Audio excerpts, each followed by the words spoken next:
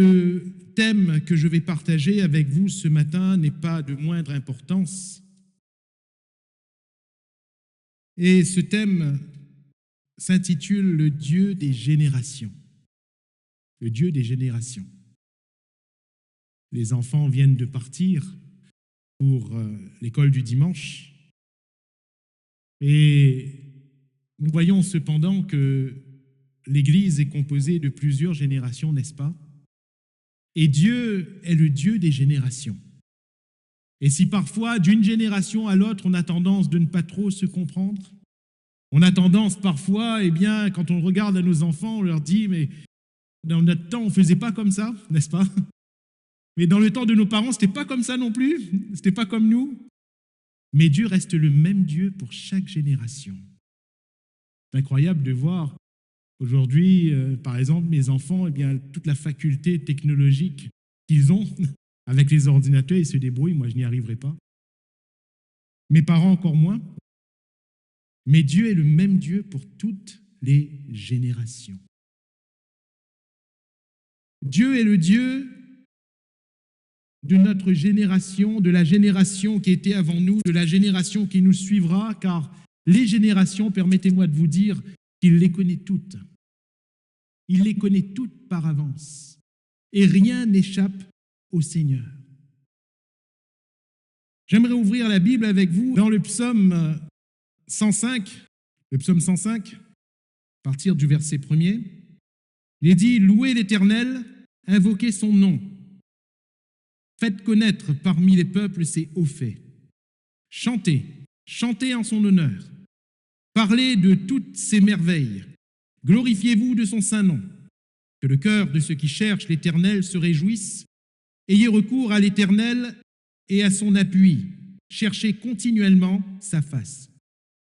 Souvenez-vous des prodiges qu'il a faits, de ses miracles et des jugements de sa bouche, postérité d'Abraham, son serviteur, enfant de Jacob, ses élus. L'Éternel est notre Dieu.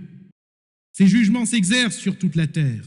Il se rappelle à toujours son alliance, ses promesses pour 1000 générations.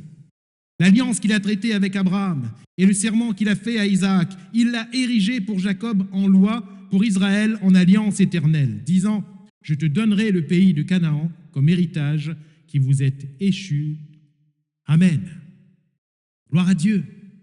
La Bible est la vérité, c'est la parole de Dieu. C'est la parole de Dieu.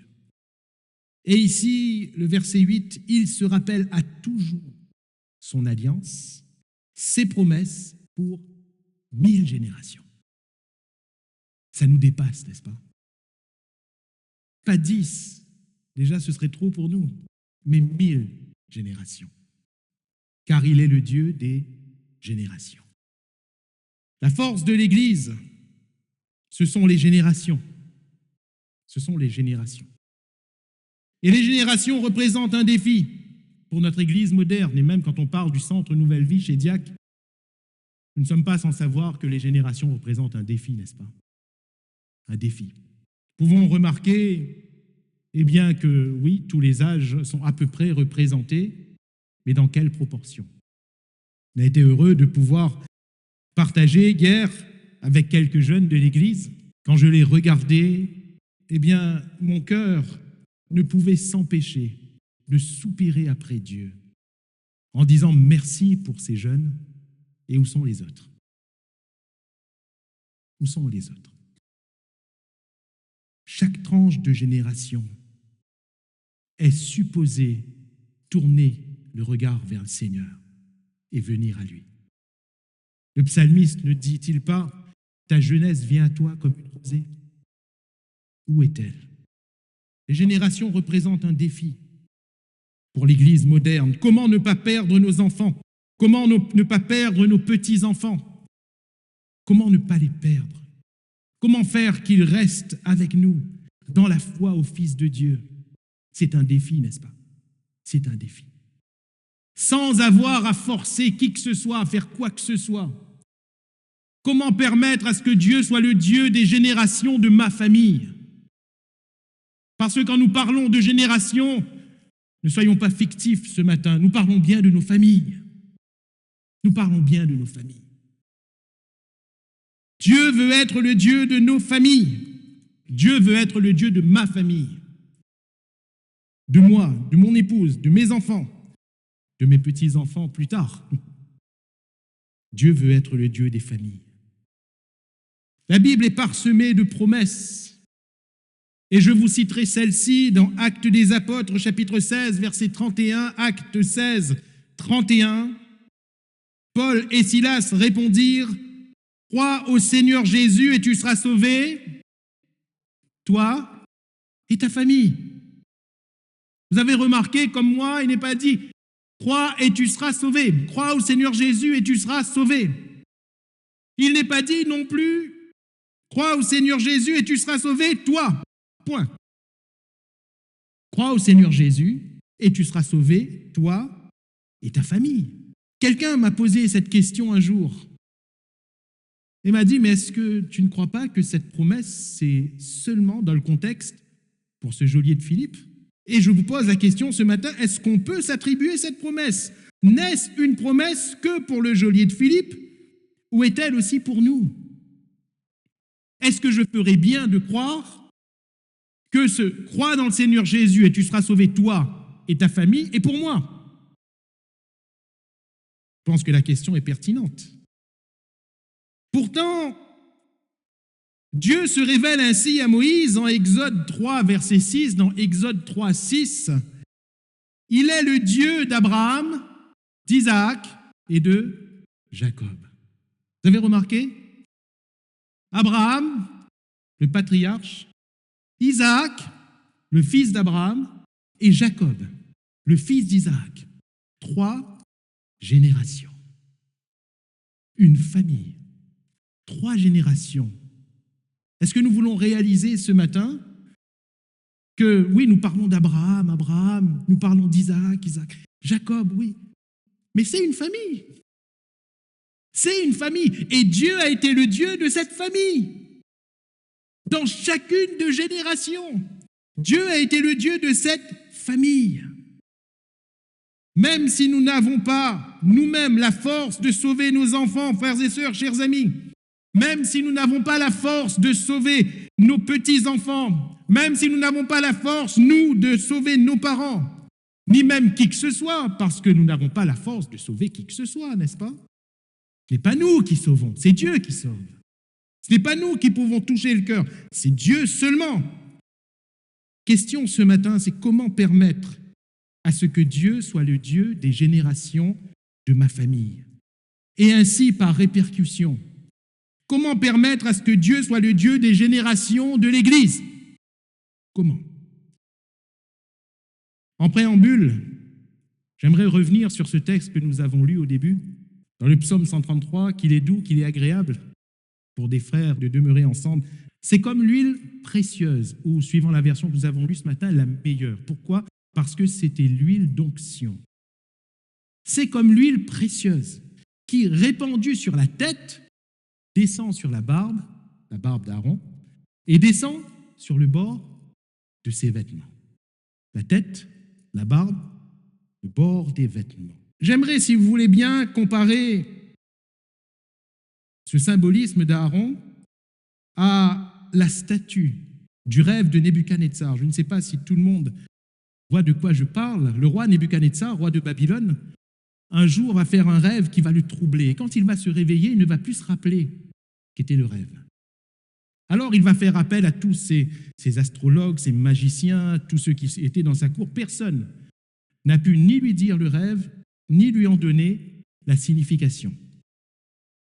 Et alors il va commencer à mettre à mort. C'est terrible.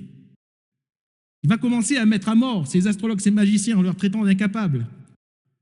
Mais parmi ceux qui étaient placés en dignité dans cette cour, eh bien de soi-disant magiciens, d'astrologues, de devins, il y avait des Juifs qui étaient déportés, dont Daniel, Méshach, Shadrach, Abednego. Et Daniel, quand il va entendre cela, il va se tenir devant Dieu. Il va demander à ses amis de se tenir également devant Dieu. Et ils vont commencer à prier. Daniel va supplier Dieu de lui donner le rêve et sa signification. Et quand le Seigneur va lui révéler ces choses, il va donner gloire à Dieu, il va se tenir devant le roi en disant « Roi, Voilà ton rêve. Dans ce rêve, il y avait une statue. Et dans Daniel chapitre 2, versets 32 à 33, voilà la description de cette statue. La tête de cette statue était d'or pur, sa poitrine et ses bras étaient d'argent, son ventre et ses cuisses étaient d'airain, ses jambes de fer, ses pieds en partie de fer et en partie d'argile. Et vous constatez, comme moi, qu'au fur et à mesure qu'on descend, ça se fragilise en termes de matériaux et de préciosité. L'or, précieux et solide. L'argent, d'un degré moindre. Le bronze, etc., etc. Aaron a cette huile qui descend. Cette statue également, quand on regarde de manière descendante, il y a quelque chose qui se passe. Et Daniel va dire la signification de ce rêve à Nebuchadnezzar. Et Daniel va dire que ces différentes matières et ces différentes parties du corps de cette statue représentent les générations. Toi, le Seigneur t'a donné le pouvoir. Et le Seigneur t'a donné d'être cet or que l'on voit dans le rêve. Une solidité. Et Nebuchadnezzar, à l'époque, régnait vraiment en Seigneur et Maître sur la terre. Il avait une grande puissance. Et Daniel va dire, ça c'est le Seigneur qui t'a donné. Seulement, après toi, viendra un royaume plus fragile. Et après ce royaume viendra un royaume encore plus fragile. Et après ce royaume viendra encore un royaume plus fragile. Et à un moment donné, tout sera détruit. Et tout disparaîtra. Nebuchadnezzar n'a pas fait attention au Dieu qui lui parlait et aux générations qui allaient venir après lui. Puisque son propre royaume s'est détruit à la génération suivante. Belshazzar, son fils, va faire ce que Dieu n'avait pas permis de faire. Il va prendre les ustensiles qui avaient été retirés du temple de Jérusalem pour célébrer des cultes d'idoles avec du vin et des repas, bien sûr, de viande sacrifiés. Et ce soir même, ce royaume va être détruit. Nebuchadnezzar, Dieu avait parlé, quand on lit les textes de Daniel et les premiers chapitres, Dieu lui avait parlé de différentes manières. Il pensait être Seigneur et Maître sur la terre, mais par Daniel, Dieu lui dit, c'est moi qui t'ai permis d'être comme ça. C'est moi qui t'ai permis d'avoir la force que tu as. Il n'a pas écouté. À un moment donné, Dieu lui avertit par un rêve qu'il allait perdre la tête s'il continuait ainsi, s'il continuait dans son orgueil. Il n'a pas écouté. À un moment donné, il perd vraiment la tête. Il devient littéralement fou, il perd la raison. Jusqu'à ce que Dieu lui parle. Il était devenu comme une bête, jusqu'à ce que Dieu lui parle et qu'il donne gloire à Dieu. Il donne gloire à Dieu, mais il range encore ces choses au rang de l'oubli, à tel point que son propre fils, il ne l'a pas éduqué. Concernant le Dieu des cieux, à 3 reprises, il va dire qu'il reconnaît que le Dieu de Daniel était le Dieu des dieux, le roi des rois. Mais il n'a pas appliqué cela à son cœur. Et il n'a pas appliqué cela aux générations qui étaient après lui. Alors que le psaume 133 nous parle de cette huile qui, répandue sur la tête d'Aaron, descend sur sa barbe, sur le bord de ses vêtements. L'enseignement que nous pourrions retirer ce matin, où je conviens que je suis assez rapide sur ces textes qui sont très profonds, la statue est un monument qui est déjà mort et qui n'a pas d'onction. Cela nous parle de générations qui ne sont pas sous l'autorité et l'onction divine, sous la bénédiction. Vous vous rappelez, c'est là que l'Éternel envoie la bénédiction, la vie pour l'éternité. Aaron, lui, ce n'est pas une statue, c'est un être vivant, n'est-ce pas? Aaron est un être qui est en mouvement. Et Aaron représente plusieurs générations mises à part pour un sacerdoce. Vous vous rappelez, Moïse n'avait pas reçu ce sacerdoce. Aaron, oui, et c'était transmis à ses fils et aux fils de ses fils. C'était une famille sainte. Chaque génération devait être saint et ainsi béni devant Dieu. Lui, il l'a coulé sur Aaron et sur ses fils. Alléluia.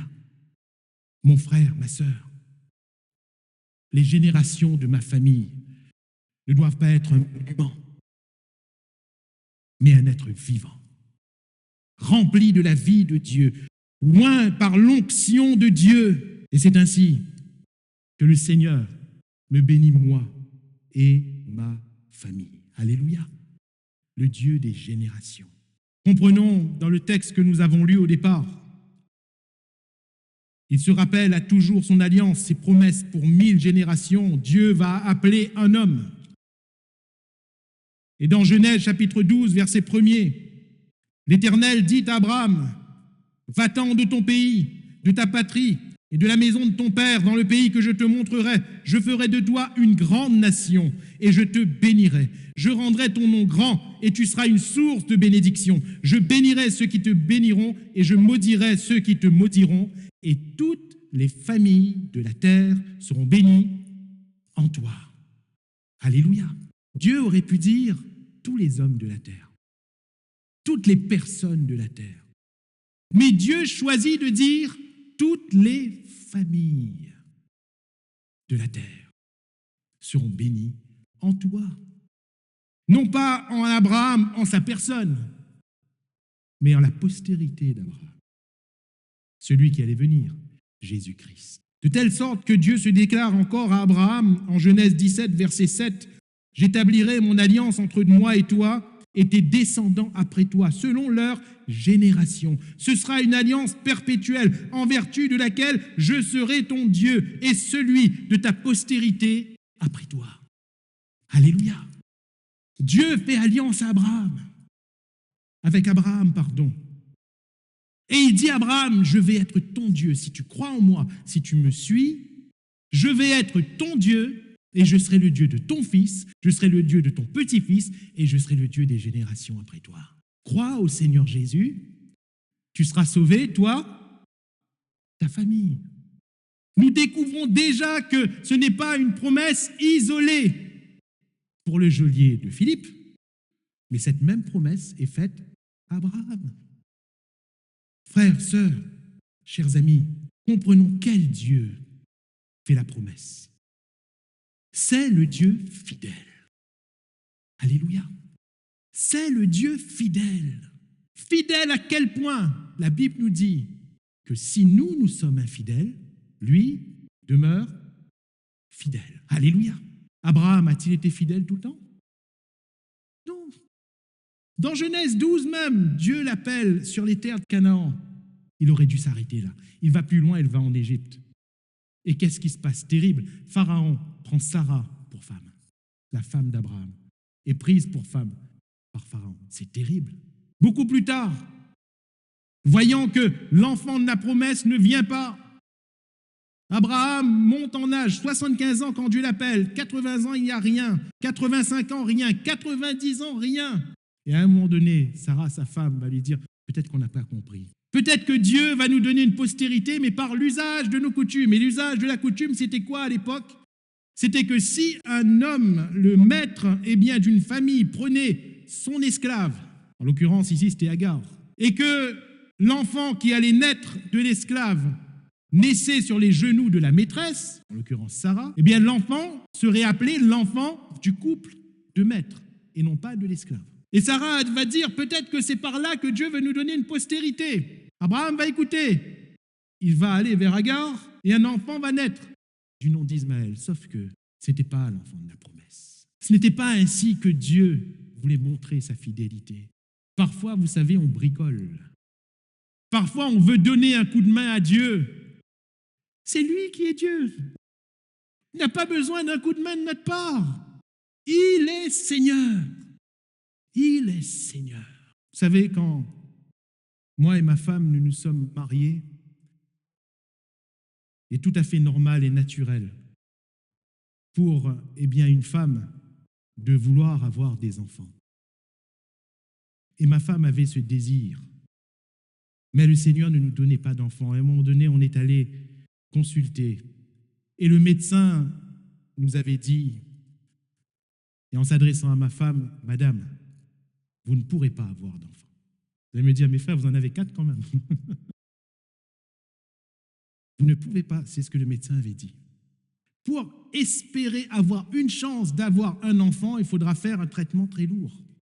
Il a dit, ok, on réfléchit. En sortant du cabinet du médecin, je me rappelle comme si c'était hier, on était dans la voiture, et je lui demandais, dans la conversation, tu veux faire ce traitement, elle me disait, elle ne se sent pas la force de faire ce traitement. Il était très lourd, ce traitement. Elle ne se sentait pas la force. Alors je lui ai dit, OK, on va prier. Et le temps passait. Et on priait et rien n'arrivait. On pensait peut-être à, un peu comme Abraham ou Sarah, à des itinéraires bis, hein. Mais je n'étais pas tranquille. Et je disais à mon épouse, on va prier, on va prier. Et un matin, j'étais en prière devant Dieu, dans mes prières matinales quotidiennes. Et tout d'un coup, je ne sais pas, il y a une paix qui est venue dans mon cœur. Et mon épouse, elle se réveillait, elle sortait de la chambre un petit peu plus tard, et je l'ai regardée et je lui ai dit, tu vas tomber enceinte. Mais comme ça, simplement comme ça. Elle m'a regardé, elle m'a souri. Elle pensait que j'essayais de la rassurer parce qu'elle avait de la peine. Et quelques jours ont passé, et au bout de quelques jours, elle était enceinte. On n'avait fait aucun traitement. On était allé voir le même médecin, le même, pour la première échographie, vous savez. Et en allant voir le même médecin, bon, elle devait quand même se poser des questions. Mais elle n'a rien dit au départ, elle a fait l'échographie et j'ai vu cette masse vivante sur l'écran. Ce médecin donc nous a dit « Félicitations, donc voici votre enfant ». On m'a donné gloire à Dieu et en remettant les lumières, en s'asseyant à son bureau, elle nous a regardé, elle a dit « Vous êtes allé faire le traitement dans mon dos ». Et on a dit « Non, il n'y a pas eu de traitement, madame. Il n'y a pas eu de traitement, docteur. C'est le Seigneur. C'est le Seigneur. Il est fidèle. » Et d'une femme qui ne pouvait pas avoir d'enfant, il y en a 1, 2, 3, 4 aujourd'hui. Alléluia. C'est le Seigneur. On ne bricole pas avec Dieu. On s'attend à lui. Alléluia. On s'attend à lui. Il va accomplir ce qu'il a promis. Et s'il ne le fait pas, c'est ce que la Bible nous montre, s'il ne le fait pas lors de notre vivant, même quand on fermera les yeux, il pourra faire après. Dieu est fidèle. Il est fidèle. C'est nous qui sommes incrédules. Dieu s'est rappelé son alliance. L'enfant de l'esclave n'héritera pas avec Isaac. C'est Isaac. C'est Isaac, l'enfant de la promesse. Abraham était âgé de presque 100 ans. C'est là où Isaac est né. Alléluia. Il ne fallait pas se presser, il fallait juste attendre. Des fois, il ne faut pas se presser avec le Seigneur. Il faut juste attendre. Il reste le Dieu des familles, le Dieu des générations. Abraham, va-t-il dire, marche devant ma face et sois intègre. Moi, je ferai le reste. Alléluia. Toi, marche devant ma face et sois intègre. Sois intègre. Et Dieu est devenu le Dieu d'Abraham. Dieu est devenu le Dieu d'Isaac à cause d'Abraham. Dieu est devenu le Dieu de Jacob à cause d'Abraham et d'Isaac. Dieu est devenu le Dieu d'Israël à cause d'Abraham, Isaac et Jacob. Alléluia. Le Dieu des générations. Le Dieu des générations. À tel point qu'aujourd'hui, on dira ce qu'on veut, on fera ce qu'on veut. Israël reste le peuple de Dieu. Parce que Dieu est fidèle. Et à la fin de toute chose, quand l'Église sera enlevée, Israël deviendra la nation évangélique de la terre. C'est le peuple de Dieu. Pourquoi ? Parce que Dieu a fait alliance. Il est le Dieu des générations, d'une même famille. Alléluia. D'une même famille. Je disais, comprenons quelle est la fidélité de Dieu. Quel Dieu est le Dieu des générations. C'est le Dieu de grâce. Depuis l'origine, c'est le Dieu de grâce. Comment voyons-nous la grâce de Dieu ? Dès le départ. Nous n'aurons pas le temps de faire une étude ce matin. Mais quand la Bible s'ouvre dans Genèse chapitre 1er, Dieu se révèle comme le Dieu créateur. Au commencement, Dieu créa les cieux et la terre, etc., etc. Et à ce moment-là, Dieu, en hébreu Elohim, parce que Dieu est pluriel, ce Dieu crée toutes choses et nous voyons les merveilles de la création de Dieu dans la rigueur de Dieu. Dieu fait tout parfaitement. Dieu est le Dieu de rigueur. Quand il fait, dans les moindres détails, tout est bien fait. Alléluia. Regardons à la nature autour de nous. Tout est bien fait. Le soleil, il n'est pas trop près, il n'est pas trop loin de la terre. C'est parfait. La lune, Tout ce que Dieu a créé est parfait, même l'homme. David va dire, je te loue de ce que je suis une créature si merveilleuse. Mais quand on regarde au corps humain, à son fonctionnement, mais c'est incroyable. Même au cerveau humain, mais c'est incroyable. C'est Dieu qui a créé tout ça. Pourquoi? Parce que c'est le Dieu de rigueur. Le Dieu de rigueur est aussi le Dieu rigoureux par rapport à sa sainteté. L'âme qui pêche est celle qui mourra. Le salaire du péché, c'est la mort. Pourquoi? Parce que ce Dieu de rigueur, c'est le Dieu saint. Quand nous parlons d'Élohim, du Dieu de la Bible, c'est le Dieu saint. Voilà pourquoi l'homme, dans son péché, ne peut pas s'approcher de Dieu. C'est le Elohim qui ouvre les Écritures. Au commencement, Dieu créa. Et cependant, quand vous regardez de très près au texte, dans Genèse chapitre 2, verset 4, commence à nouveau le récit de la création, avec une autre emphase. Si le chapitre 1er et les premiers versets du chapitre 2 nous parlent de la création en général, de la globalité de la création, le projecteur dans Genèse chapitre 2, verset 4 et dans la suite est mis sur l'homme, sur l'être humain, sur la création de l'être humain. Et là, on voit que l'homme a été créé en premier à partir de la poussière de la terre. On voit que Dieu, en regardant l'homme, va dire qu'il n'est pas bon que l'homme soit seul, vous vous rappelez? Et ensuite, il va endormir l'homme. Il va faire la première opération chirurgicale. Le premier chirurgien de l'histoire, c'est le Seigneur. Anesthésie générale. L'homme s'endort. Il ouvre le côté, il enlève une côte, il referme tranquillement en salle de réveil. Et ensuite, qu'est-ce qu'il fait? À partir de cette seule côte, il crée la femme. Chair de ma chair, va dire l'homme, os de mes os. L'homme quittera son père et sa mère s'attachera à sa femme, les deux deviendront une seule chair. Non seulement le projecteur mis sur l'homme marque un changement dans ce récit, mais également le nom de Dieu. Dieu n'est plus seulement Elohim à partir de Genèse 2, verset 4. Dans le texte français, vous verrez que c'est écrit non plus Dieu seulement, mais l'Éternel Dieu. Et dans l'hébreu, à Elohim est rajouté le fameux tétragramme YHWH, qui va être déclaré à Moïse. Au départ, ce n'est pas déclaré, il va être déclaré à Moïse, quand Moïse va dire « Mais quel est ton nom? Si on me demande quel est ton nom, que leur répondrai-je » C'est là où Dieu va dire, si on te demande qui t'envoie, tu vas dire « C'est je suis, YHWH, je suis ». Et ce « je suis », c'est quoi? Je suis quoi? Eh bien, je suis avec toi, Moïse. Et ce qui va te manquer, je le serai. Moïse va dire, j'ai la langue embarrassée. Dieu va dire, c'est moi qui ai fait la langue, t'inquiète pas. Je serai ta bouche. Alléluia. Ce qui te manque, je le serai. Je serai les miracles qui t'accompagneront. Je serai la puissance qui t'accompagnera. Ce qui te manque, Moïse, je le serai. Je suis. Et cela nous marque une nouvelle vertu de Dieu. Le Dieu de rigueur et de sainteté vient s'ajouter la vertu de miséricorde.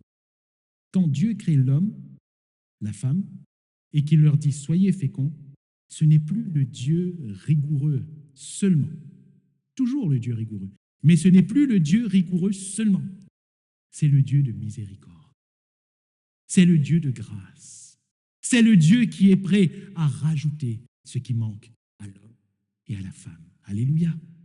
Pourquoi cet égard? Il n'y a pas le même égard quand il va créer les plantes. Il n'y a pas le même égard quand il crée les luminaires, les astres. Il n'y a pas le même égard quand il crée les animaux. Mais l'homme et la femme, ce sont ses chefs-d'œuvre. C'est pour cela, c'est pour eux qu'il a créé tout ce qu'il y avait avant. L'homme et la femme portent son image, sa ressemblance.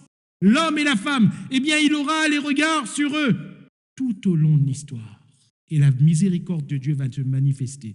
Vous vous rappelez, Adam et Ève ont péché? Oui ou non? Oui, Genèse 3. Adam et Ève vont pécher. Adam et Ève vont être chassés de la présence de Dieu. Et on peut dire, ça y est, c'est fini. C'est vraiment fini? Mais pourquoi il y a une suite à la Bible alors? Pourquoi il y a une suite à la Bible? Pourquoi quand on voit leurs deux premiers fils, Caïn et Abel, Dieu est là? Qu'est-ce qu'il fait là? Ne les a-t-il pas chassés de sa présence? Parce qu'il est le Dieu de grâce. Il arrive un deuxième drame. Caïn tue Abel, mais c'est terrible. Et Caïn sait ce qu'il attend. Quand Dieu vient vers lui, Caïn sait ce qu'il attend. Je vais mourir loin de ta face éternelle. Et Dieu lui dit, ne t'inquiète pas, personne ne va te tuer. Là où tu iras, si quelqu'un tue Caïn, Caïn sera vengé 7 fois. Et la Bible nous dit que Dieu met une marque sur Caïn, afin que personne ne le tue. Ça veut dire quoi concrètement? Ce n'est pas la marque qui protégeait Caïn, c'est l'alliance de Dieu. Cet homme vient de tuer son frère. Et parce qu'il crie vers Dieu, Dieu lui fait grâce. Alléluia. Dieu fait miséricorde. Il devait mourir, mais Dieu lui fait miséricorde. Et tout au long, nous voyons un Dieu de grâce. Combien de fois Israël a péché? Combien de fois Israël a été un peuple courraide? Mais Dieu fait grâce. Il veille sur son alliance. Il fait grâce. Là où nous sommes infidèles, lui, il est fidèle. Il est fidèle. Pourquoi est-ce que je dis cela? Parce qu'aujourd'hui, on pourrait penser, ma femme, ou bien mon mari, ou bien mes enfants ne sont pas au Seigneur parce que j'ai manqué quelque part. J'aimerais te dire ce matin, si tu as manqué, il n'y a pas de problème. Je ne suis pas en train de dire, gomme ce que tu as manqué, c'est pas grave. Le péché est grave. Sinon, Jésus ne serait pas venu mourir à la croix. Le péché est grave. Mais la grâce de Dieu est encore plus grande. Là où le péché a abondé, la grâce a surabondé. La grâce de Dieu est plus grande. De telle sorte que là où tu as manqué, Dieu peut combler. Alléluia. Si tu t'attends à lui et si tu l'invoques, Dieu peut combler. Dieu peut combler. Il est le Dieu de grâce et ses yeux sont sur l'humanité tout entière. La parole de Dieu nous parle du regard de Dieu sur les familles, l'arche de Noé. Vous avez remarqué que Noé a été prédicateur pendant 100 ans. 100 ans. Même si Dieu me prête vie, je ne pense pas égaler Noé. Noé a prêché pendant 100 ans. Tenez-vous bien, personne n'a été sauvé. C'est terrible. Personne, si ce n'est sa famille. Ses fils et, attendez, ses belles-filles. Parfois, on lit ça, on dirait que c'est banal. On dirait que ça passe entre les lignes. Ouais, mais c'est normal, Noé a cru. C'est normal, vous êtes sûr? Lot, n'était-il pas aussi un prédicateur de la justice, entre guillemets? N'était-il pas aussi, quelqu'un qui craignait Dieu sous l'influence d'Abraham, le patriarche? Pourtant, qu'est-il advenu de sa famille? Qu'est-il arrivé à sa femme, changée en statue de sel? Qu'est-il arrivé à ses filles? Elles ont commis quelque chose de terrible qui s'appelle l'inceste, en faisant boire leur père et en allant vers leur père. Mais c'est terrible. C'est terrible. Lot n'a pas pu sauver sa famille. Pourquoi? Parce que Lot a fait un choix. Le choix d'aller habiter dans une ville qui, par ses pratiques, ne craignait pas Dieu. À tel point que, lorsque les anges sont venus pour annoncer le jugement de Dieu, ses gendres, les fiancés de ses filles, pensaient que Lot plaisantait.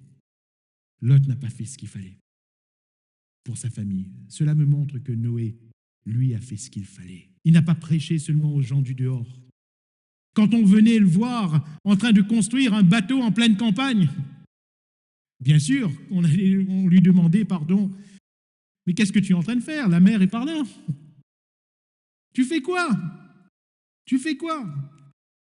Et Noé répondait à ceux qui voulaient bien l'entendre. La pluie va tomber du ciel. Mais c'est quoi la pluie? La pluie n'était jamais tombée. C'est quoi la pluie? C'est de l'eau qui va couler d'en haut. Mais Noé, ça va pas ou quoi? Depuis quand l'eau coule d'en haut? Mais ça va pas. Depuis quand? On ne le croyait pas. Seulement Noé disait à ses propres fils, mes fils, on va construire un bateau. Pourquoi, papa? Parce que la colère de Dieu est contre les hommes et leur génération. Il n'y a que par ce bateau qu'on sera sauvé. Papa, tu es sûr? Oui, je vous dis, Dieu m'a dit que les eaux vont tomber. Et papa, on n'a jamais vu l'eau tomber du ciel. L'eau va tomber, croyez-moi. Les enfants ont cru. Alléluia. Les enfants ont cru, vous savez, sinon ils ne seraient pas entrés dans l'arche. Sa femme a cru. Noé a tellement bien fait les choses pour sa famille que sa famille est entrée dans l'arche. Notre arche, c'est Christ. Notre arche, c'est Jésus. Et l'arche de notre salut, qui ira à la rencontre de notre Sauveur dans le ciel, comme l'épouse qui s'est préparée pour son époux, c'est l'Église. C'est l'Église. L'Église de Jésus-Christ, qui est son corps. Alléluia. Noé a transmis des valeurs. Et ce n'est pas un cas isolé. Vous vous rappelez pour Timothée? Que va dire Paul dans la deuxième épître, chapitre 1er? Paul va dire la foi qui était dans ton aïeul Loïs et qui était dans ta mère Eunice est maintenant en toi. Est-ce qu'on peut transmettre la foi? C'est dans les gènes, vous croyez? Il y a des chromosomes de foi? Non. Non. Cette grand-mère a éduqué sa fille dans la foi. Et cette maman a éduqué donc son fils dans la foi, tout simplement. Tout simplement. Ça ne va pas, je vais prier pour toi. Prends courage, continue. Tu es malade, on va prier ensemble, car Dieu peut te guérir. Mais on y va ensemble. On est ensemble. Alléluia.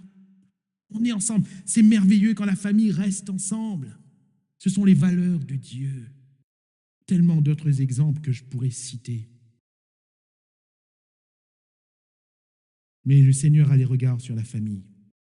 Pour les miracles, dans l'Ancien Testament, il y a eu la veuve d'un des fils des prophètes qui était venu voir Élisée en disant « Les huissiers vont venir et vont prendre mon fils. »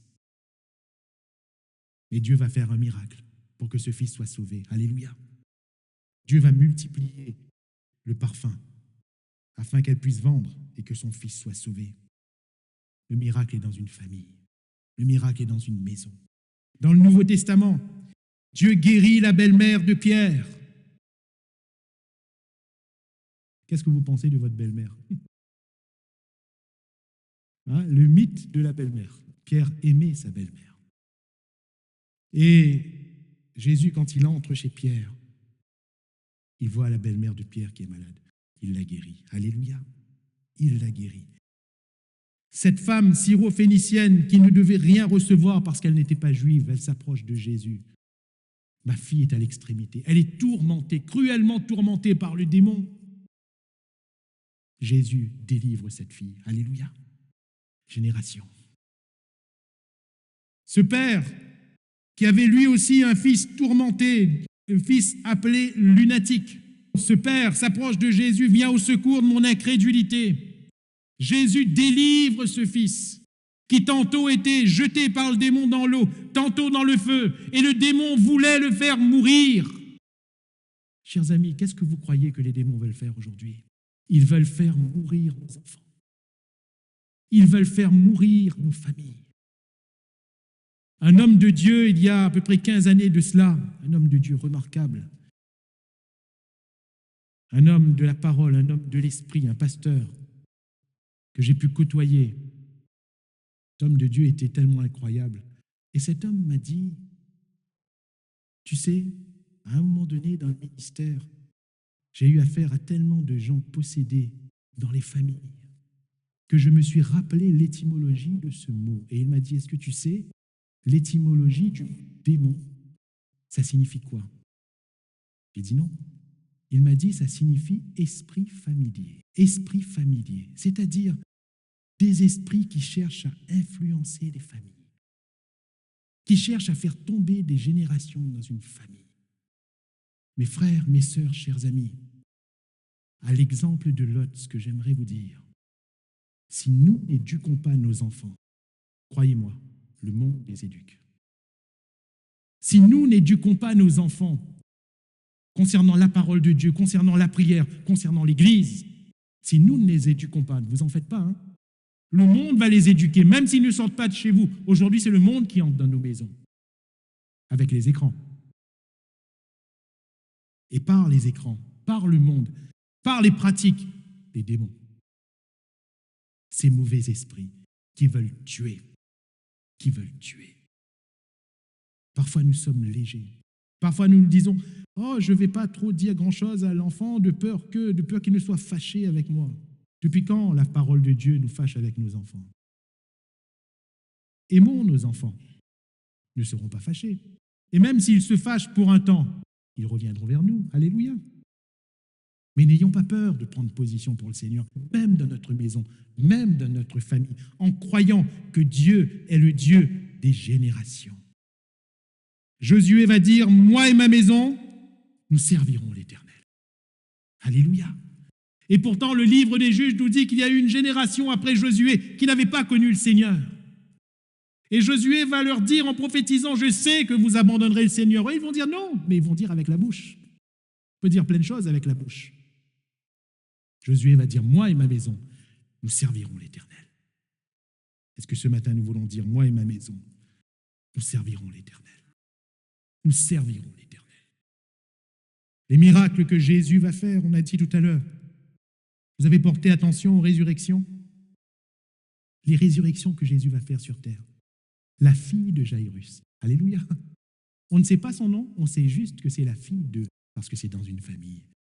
Le fils de la veuve de Naïn, on ne sait pas son nom, mais c'est le fils de cette femme. Lui, on connaît son nom, il s'appelle Lazare, mais c'est le frère de Marthe et Marie. Chaque résurrection que Jésus a opérée était dans les cadres de famille. Alléluia. Le Seigneur peut ressusciter dans nos familles. Le Seigneur peut ressusciter ce qui est mort dans nos familles. Le Seigneur peut ressusciter une relation qui est morte. Le Seigneur peut ressusciter un espoir qui est mort. Peut-être que ton enfant a quitté ta maison. Peut-être que ton enfant ne parle plus. Le Seigneur peut tout ressusciter. Crois au Seigneur Jésus. Tu seras sauvé, toi et ta famille. Alléluia. J'aurais encore beaucoup de choses à vous dire, mais si vous êtes d'accord, j'aimerais que l'on prie maintenant. J'aimerais que l'on prie. Car Dieu est le Dieu de nos familles. Dieu veut être ton Dieu, le Dieu de tes enfants, le Dieu de tes petits-enfants, le Dieu de tes arrière-petits-enfants. Peu importe ce que tu as fait, ce qui a réussi, ce qui a manqué, maintenant laisse Dieu agir. La règle, elle est simple. Crois dans le Seigneur Jésus. Toi, crois. Toi, crois. Et tu seras sauvé, toi et ta famille. Alléluia.